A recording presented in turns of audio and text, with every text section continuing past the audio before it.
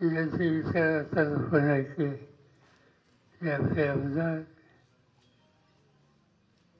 संघटनेचे जिल्ह्याचे अध्यक्ष बापू, बाकीचे सगळे सरकारी आणि उपस्थित बंधू भगिनी, गेले 5-7 दिवस राज्यातल्या काही भागामध्ये एक वेगळं चित्र दिसत होतं. राज्य सरकारला सुद्धा काही गावं, काही तालुके हे दुष्काळी म्हणून जाहीर करण्याची वेळ आली. आणि साधारणतः त्याच्यामध्ये ज्याचा उल्लेख होता त्यामध्ये पुणे जिल्ह्याचा पुरंदर तालुका हा अग्रभागी होता. आणि तेव्हाच मी ठरवलं की एखादा दिवस काढायचा, काही गावाला जाऊन यायचं आणि उद्या येणाऱ्या संकटातून लोकांची सुटका करण्याच्यासाठी तातडीनं काय उपाययोजना करायची आणि दुसऱ्या बाजूला कायमचा प्रश्न सोडवण्याच्यासाठी विविध स्वरूपाचे काय कार्यक्रम, काय योजना हातामध्ये घेता येईल याची माहिती लोकांच्याकडून घ्यायची आणि त्याच हेतूनं ठरवण्याचं मी आज या ठिकाणी आलो. गेल्या 2-3 दिवसात वातावरण थोडं बदललं आहे, पण समाधानकारक नाही. तुझ्या खात्रीची फिकर येतील अशी स्थिती नाही आहे. साधाचा प्रश्न सुटला आहे अशी स्थिती या ठिकाणी नाही आहे. आणि म्हणून तुमच्याकडनं माहिती घेणं, आमदार साहेबांच्याकडनं माहिती घेणं आणि राज्य सरकारची मुंबईमध्ये जाऊन मुख्यमंत्री आणि त्यांच्या सरकारांची एक संयुक्त बैठक घेऊन या प्रश्नाची सोडवणूक करण्याची खबरदारी घ्यावी, हा आजच्या भेटीचा माझा उद्देश होता. खरं म्हणजे या भेटीच्या वेळेला तुमच्या खासदार सुप्रियाताई यायच्या होत्या, पण मीच त्यांना सांगितलं दुसऱ्या कामाच्यासाठी जा. आज इंग्लंडला त्यांचा मुलगा पदवीधर झाला, म्हणून पदवीधर समारंभ हा कॉलेजमध्ये असतो आणि तो मुलांच्या दृष्टीने आयुष्यातला एक अतिशय महत्त्वाचा लक्षात राहणारा कार्यक्रम असतो. आणि म्हणून मी सुचवलं की त्या कार्यक्रमात आई म्हणून हजर राहिली तर त्यांना आनंद होईल आणि नाही राहिली तर जन्मभर आठवण होईल.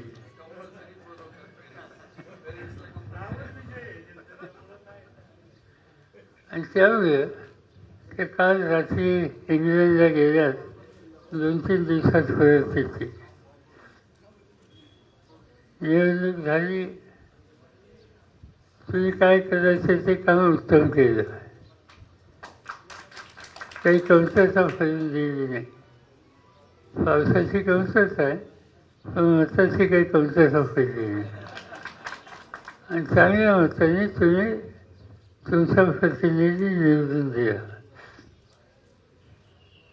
आता जे प्रश्न आहेत त्याच्यासाठी एकत्र बसावं लागेल. माझ्या दृष्टीने 2 गोष्टीचा विचार करावा लागेल. एक पाणी, मग काही सूचना इथं आल्यात. पुरंदर उपसा योजनेची झालेली कामं ही पुरी करावीत. त्याच्यामध्ये नावे, कोल्ही रोड ते गुरुद्वारी कालीवंत तलाव, सोनारे फाटीची धनगरवाडा पाईपलाईन करणं, नाझे धरण ते खोबणेमाळा, कुतरमाळा मार्गे जखरेमाळा ही पाईपलाईन करणं, अशी कामं सरपंचांनी काही सुचवली, भाषणामध्ये सुद्धा या ठिकाणी आली. आणि त्याशिवाय कोयना गावाच्या अंतर्गत असलेले फादर तलाव, ओढे, नाले हे भरून काढण्याच्यासाठी CSR किंवा आणखीन कुठली मदत यावी अशा 1-2-3 मुद्द्यांची सूचना तुम्ही या ठिकाणी भाषणात केली आणि लेखीसुद्धा दिली. आता हे हातात घेतल्याच्या नंतर मी स्वतः तुमचे आमदार संभाजीराव धेंडे आणि इतर काही सहकारी या प्रश्नाची सोडवणूक कशी करता येईल यासाठी एकत्र बसू. राज्याच्या मुख्यमंत्र्यांची बैठक घेऊन त्यांच्याशी घेऊन त्याचे कायमस्वरूपाचे प्रश्न कसे सोडवता येतील याबद्दलचा आग्रह त्यांच्याकडे धरू आणि याची काही ना काहीची सुटका करण्याची काळजी आम्ही घेऊ, हे या ठिकाणी मी सांगू इच्छितो. मला काळजी एकच आहे की आता ही कामं करायला आग्रह करायचा, सरकारला मागे लागायचं हे आम्ही करून घेऊ, पण जमीन तुमची राहील ना? काही तुम्ही उत्तर देत नाही. या सायकल नेते लोकांनी इथं बरेच व्यवहार केलेच का? तुमच्याकडे केले?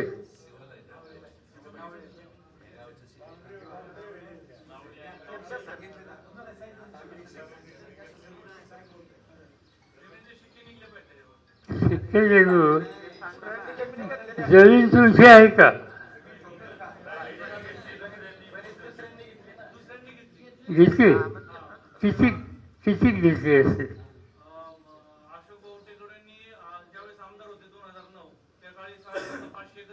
500 एकर. हां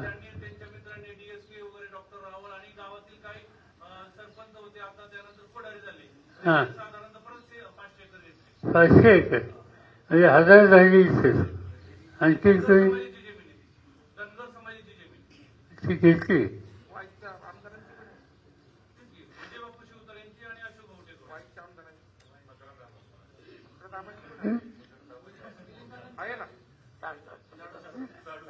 नाही, बाकी काही नाही.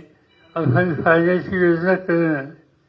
आम्हा लोकांची इच्छा आहे की नावली आणि तुमच्या गावाला पाणी मिळावं, इथल्या स्थानिक लोकांना पाणी मिळावं. बाहेरचे लोक जमिनीच्या ठिकाणी घेत असतील तर विचार करावा लागेल की पाणी कोणासाठी देईल. जेव्हा मी खोलात जातो, तुम्ही सांगताची माहिती कितपत सत्यावर आधारित याची चौकशी करतो आणि नंतरच त्याच्यामध्ये लक्ष घालतो, हे मी या ठिकाणी सांगू इच्छितो.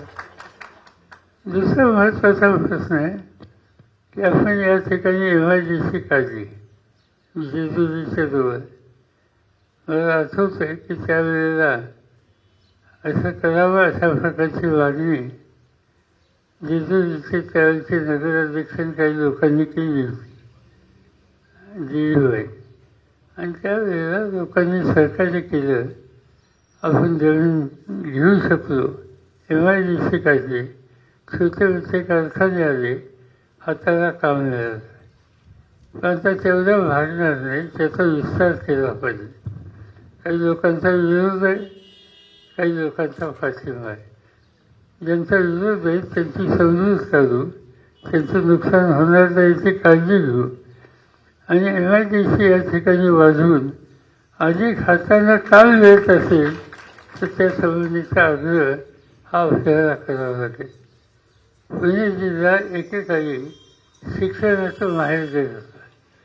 नंतरच्या काळामध्ये यशवंतराव चव्हाण मुख्यमंत्री झाले, त्यांच्या काळामध्ये त्यांनी पुण्याच्या जवळ MIDC आणली, पिंपरी चिंचवडला. टेल्कोसारखा कारखाना त्यांच्या पुढाकारावर आला. बजाज यांचा ॲटोसारखा कारखाना त्या ठिकाणी आला. गजवाल यांचा कारखाना त्या ठिकाणी आला आणि पुणे ही औद्योगिक नगरी राहिली. तुम्हा लोकांच्या आशीर्वादानं माझ्याकडे राज्याचं मुख्यमंत्रीपद आल्याच्या नंतर मी निर्णय घेतला की पुण्याला कारखाना आता द्यायचाच नाही. आता कारखाने द्यायचे असतील तर बाहेर द्यायचे. पहिली निवड आम्ही भिगवणची केली. भिगवण केल्याच्या नंतर वाराणसीची केली, इंदापूरची केली आणि नगर रस्त्यावर रांजणगावची केली आणि नाशिक रस्त्यावर चाकणची केली आणि या रस्त्यावर शिरवळची केली. या सगळ्यामुळं जवळपास काही लाख लोकांना काम मिळतं. पुण्याच्या जवळ आयटीच्या क्षेत्रामध्ये हिंजवडी ही तिथं कारखानदारी आपण आयटीची आणली. मी मागेही सांगितलं होतं की कारखानदारी आमच्या गमतीनं आली. आमचे एक सहकारी आहेत, नानासाहेब नवले खासदार होते, त्यांनी साखर कारखाना काढला. मला भूमिपूजनाला बोलवलं. हिंजवडीला त्यांचा कारखाना होता. मी भूमिपूजन केलं आणि भाषणात सांगितलं इथं कारखाना होणार नाही. तेवढे वेळ पाहुण्याला भूमिपूजनाला बोलवलं, तो नाही म्हणतो. मी त्यांनी सांगितलं तुम्हाला 25 पंजाबी दुसरी जागा देतो, मला इथं आयटी काढायची आहे. आज 11,000 कोटीची निर्यात तिथनं होते आणि 2.5 लाख मुलांना काम त्या ठिकाणी मिळाले. याचा अर्थ असा आहे की शेती नुसतं करून चालणार नाही. आमच्या घराचा एक तरी मुलगा शेतीच्या बाहेर उद्योगात नोकरीत कुठे काढला पाहिजे आणि ते करायचं असेल तर MIDCला पर्याय नाही.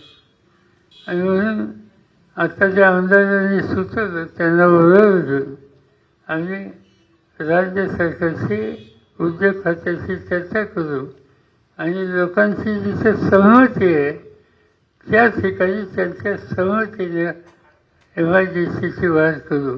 जिथे लोकांचा विरोध आहे तिथे उगीच आम्ही हत्तीफारा करून देणार नाही. या पद्धतीचं धोरण हे त्या ठिकाणी स्वीकारलं जाईल. याशिवाय अधिक बोलायचं काही कारण नाही. निवडणूक होऊन गेली, देशामध्ये सरकार आलं. ते सरकार एका व्यक्तीचं तरुण व्यक्तीचं हे जे गेले 10 वर्ष बघितलं त्यातनं सुटका झाली. आता यावेळीचं सरकार दुसऱ्याची मदत घेऊन उभं राहिलं. आंध्रचे माजी मुख्यमंत्री चंद्रबाबू नायडू आणि बिहारचे मुख्यमंत्री नितीश कुमार यांच्या मदतीशिवाय सरकार होत नाही अशी अवस्था होती आणि त्यामुळे आता त्यांच्या मदतीनं सरकार झालं आणि त्यांच्या मदतीनं सरकार झालं याचा अर्थ मी म्हणेल तसं सरकार हे दिवस आता राहतील असं दिसत नाही. आणि म्हणून मोदींची गॅरंटी आता संपली. ही गॅरंटी तुम्ही ऐकत होता, त्याच्यात बदल झाला आणि ही संपायची ताकद तुमच्यात आहे. या देशामध्ये आम्हा लोकांच्या पेक्षा सुद्धा शहाणपणाचे निकाल तुम्ही घेता. सामान्य माणूस शहाणा आहे आणि त्या सामान्य माणसाच्या शहाणपणाच्या जोरावर निर्णय घेतले होतात आणि मोठ्या मोठ्यांना सुद्धा त्यांची जागा दाखवली जाते. ही कालच्या निवडणुकीत तुम्ही लोकांनी दाखवलं. माझी खात्री आहे की कालच्या निवडणुकीत जे तुम्ही दाखवलं ते आणखी 3 महिन्यांनी दाखवा आणि 3 महिन्यांनी दाखवल्याच्या नंतर हे राज्य तुमच्या हातात देतो. महाराष्ट्राचं राज्य हे आपल्या लोकांच्या हातात येईल. मला व्हायचं नाही पण आपल्या लोकांच्या हातात येईल आणि त्या राज्य सत्तेचा उपयोग तुमचे अडचणीचे प्रश्न सोडवण्यासाठी केली जाईल. ही स्थिती आपल्याला निर्माण करायची आणि त्यासाठी तुम्हा सगळ्यांची साथ आम्हाला लोकांना मिळेल अशा प्रकारची अपेक्षा या ठिकाणी व्यक्त करतो.